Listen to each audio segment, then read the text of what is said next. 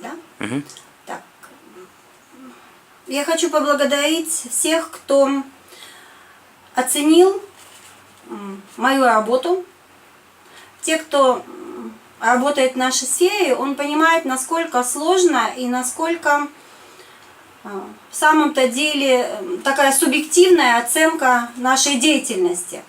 Мы не всем, конечно, нравимся, и не всегда все бывает на отлично, но, наверное, самое приятное и самое большое, это когда коллеги, когда руководство понимает, что ты на своем месте, и понимает, что ты вкладываешь все свое умение, всю свою душу в свою работу, да? Ну, наша эклектика отличается тем, что у нас нет такой грани руководства и, так сказать, все остальные, да? Это недолго я говорю? Нет, хорошо говорите. Да? Вот. Поэтому мы всегда рядом, и мы не чувствуем, что мы должны это делать ради галочки. В самом-то деле, вот в эклектике преподаватели работают не ради галочки. Не потому, что там тебя накажут или тебя поощрят. И поэтому вот такое награждение, да, для меня это не то, что там сказать радость, и не то, что мне приятно, да, но просто это как бы стимул. Я считаю, что это стимул к тому, чтобы совершенствоваться, чтобы сделать что-то еще лучше и принести больше пользы, чтобы в самом деле первое место, которое я получила в этой номинации, было неоспоримым. Вот так. Вот. Спасибо за такие поздравления с Новым годом. Вот. Да, все лучшее подметили. Конечно, есть у нас всякие такие отклонения. Но это издержки нашей деятельности.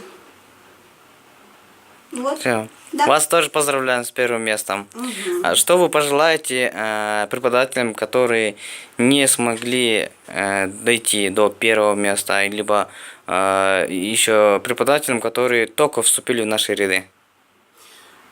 Я им желаю, во-первых, не думать о местах. Это первое. Думать только о том, что ты делаешь. И в нашей работе нельзя успокаиваться. Нужно придумывать всегда что-то новое. Есть такой девиз: искать и не сдаваться. Вот не сдавайтесь. Ищите методы новые, ищите новые формы работы, ищите какие-то новые приемы для того, чтобы вы были не то что, да, вы были лучше. И самое главное, это, конечно, результат. Потому что к нам приходят не по обязаловке. В школу приходят, потому что школа дает аттестат. А к нам приходят студенты, которые хотят чему-то научиться. И когда они приходят, нужно зацепить их за это живое. Да, это сложно, это безусловно, особенно молодым преподавателям это сложно. Но еще раз говорю, искать и не сдаваться. И не бойтесь делать ошибки. Не бойтесь. Тот, кто ничего не делает, не ошибается. Поэтому ошибайтесь, вставайте, идите дальше. А наше руководство, и Равшан, и Зуфар, они поймут, поддержат. И, конечно, нужно быть как-то там, как это правильно сказать, нужно быть в коллективе в плане того, что чувствовать ритм образовательного центра. Что происходит. Вот. Спасибо большое. Не льстить, не угождать, а именно быть вместе. Золотые слова. Золотые слова. Вот такие дела. Пожелания будут у вас на Новый год? В новом году, да, этот 2016 год был неспокойный и, в общем-то, наверное, у многих какие-то были неприятности. Прежде всего, я желаю, чтобы они остались в прошедшем году. Чтобы в новом году было все, не идеально, так не бывает, но чтобы было все гармонично. Чтобы внутренний мир и все, что с вами происходит, внешние какие-то обстоятельства, они вас заставляли задуматься над собой, над тем, что с вами происходит, с вашими близкими, родными.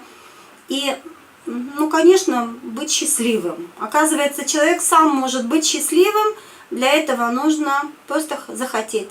Поэтому я желаю вам захотеть стать счастливым в новом 2017 году. Кстати, это как бы по восточному календарю год петуха. А петух, как известно, очень красивая птица. Рано встает, много работает, поэтому много работайте, и будет у вас прибавление в семействе, прибавление в кошельке, везде. Так что тем, кто не нашел свою половинку, желаю найти свою половинку. Те, кто находится в браке, желаю счастья, понимать свою половинку обязательно, осчастливить ее. Вот. И помнить о том, что все имеет приходящее. Поэтому поменьше обижайте людей, будьте счастливы, любите друг друга. Все, мы вас тоже очень любим. Все, спасибо большое. С Новым Всего годом вам вас. спасибо.